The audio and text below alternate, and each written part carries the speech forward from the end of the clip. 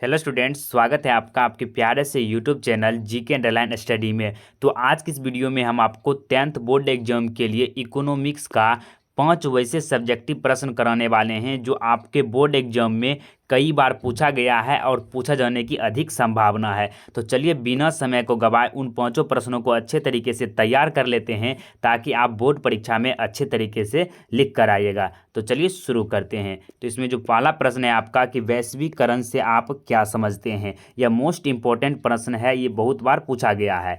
तो वैश्वीकरण वह प्रक्रिया है जिसके माध्यम से विश्व की विभिन्न अर्थव्यवस्थाओं का एकीकरण होता है।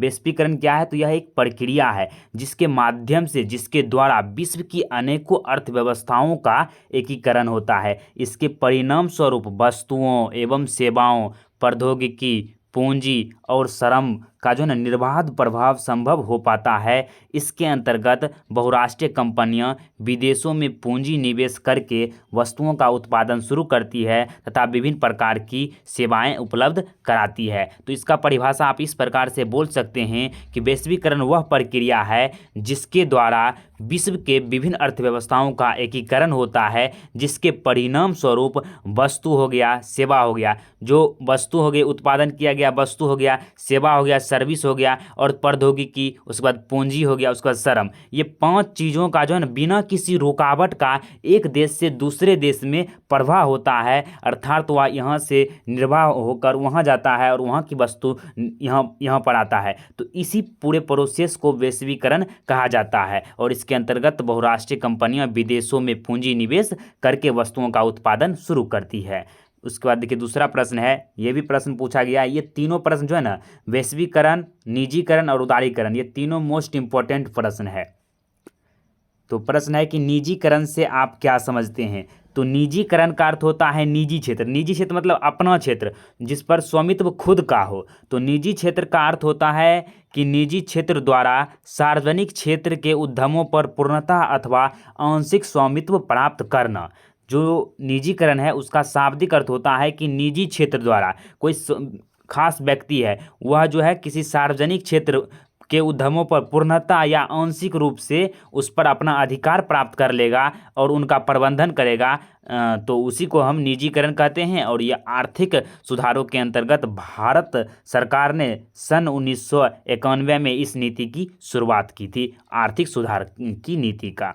उसके बाद देखिए तीसरा प्रश्न है उदारीकरण को परिभाषित करें।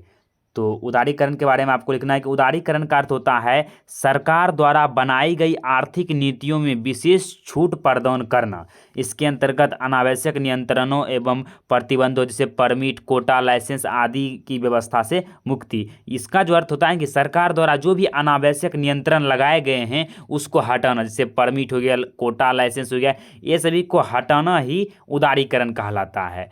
उसके बाद चौथा प्रश्न है वस्तु विनिमय से आप क्या समझते हैं या वस्तु विनिमय क्या है। तो वस्तु विनिमय से आप शब्द से ही पकड़ लिएगा कि जिसमें एक वस्तु से दूसरी वस्तु का विनिमय होता है। विनिमय मतलब आदान प्रदान होता है। जैसे आप गेहूं के बदले चावल लेते हैं तो यह वस्तु से वस्तु का विनिमय हो रहा है, तो यह हो जाएगा वस्तु विनिमय प्रणाली या वस्तु विनिमय। तो इसका परिभाषा आप लिख सकते हैं कि जब किसी वस्तु या सेवा का विनिमय किसी अन्य वस्तु या सेवा के साथ प्रत्यक्ष रूप से किया जाता है तब इसे वस्तु विनिमय कहते हैं। इसके अंतर्गत वस्तुओं की प्रत्यक्ष अदला बदली होती है। अदला बदली होती है मतलब एक वस्तु से दूसरे वस्तु को हम बदल लेते हैं। उदाहरण के लिए जब किसान गेहूं देकर जुलाहों से कपड़ा लेता है तब इसे वस्तु विनिमय प्रणाली कहते हैं। मतलब वस्तु से वस्तु का अदला बदली ही वस्तु विनिमय प्रणाली कहलाता है। उसके बाद मोस्ट इंपॉर्टेंट है और ये 5वां और लास्ट प्रश्न होने वाला है कि साख क्या है। साख एक तरह से समझ सकते हैं कि साख मतलब होता है ऋण।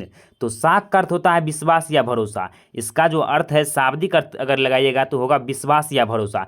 परंतु साख शब्द का यह व्यापक अर्थ है कि जब हम किसी व्यक्ति या संस्था की साख का उल्लेख करते हैं तब उसकी ईमानदारी तथा ऋण लौटाने की क्षमता का बोध होता है। जिस व्यक्ति को आसानी से ऋण या उधार मिल जाता है उसे हम जो है ना कहते हैं साख की उसकी साख जो है ना अच्छी है। इसे इस प्रकार से समझ सकते हैं कि कोई व्यक्ति जो है किसी के पास धन है वह उसी व्यक्ति को धन देता है, ऋण देता है जो उसे समय पर जल्दी लौटा देता है। तो जो ज़्यादा समय पर लौटा देता है उसकी जो साख होता है वह बहुत ही अच्छा होता है। चाहे आप किसी संस्था से ऋण को लीजिए या किसी खास व्यक्ति से लीजिए, अगर आप उसे समय पर लौटा देते हैं तो वो जन आप पर विश्वास करेगा और आपको समय पर वह ऋण दे सकता है। तो इसी को साख कहा गया है। तो इस तरह से आपका पांचों प्रश्न क्लियर हुआ। आगे भी हम आपको इससे रिलेटेड बहुत सारे ऐसे प्रश्न बताने वाले हैं जो आपके पेपर में रहने वाला है। तो आज की इस वीडियो में बस इतना ही। छोटे छोटे वीडियो में आपको छोटा छोटा पार्ट से क्लियर करा देंगे ताकि आप बोर्ड एग्जाम में अच्छे तरीके से लिख कर आइएगा। तो मिलते हैं नेक्स्ट वीडियो में, तब तक के लिए जय हिंद जय भारत। अगर चैनल पर पहली बार आए हैं तो चैनल को सब्सक्राइब कर लीजिए, क्योंकि इस तरह का कंटेंट आपको यहाँ पर मिलता है और हमेशा मिलता रहेगा। धन्यवाद।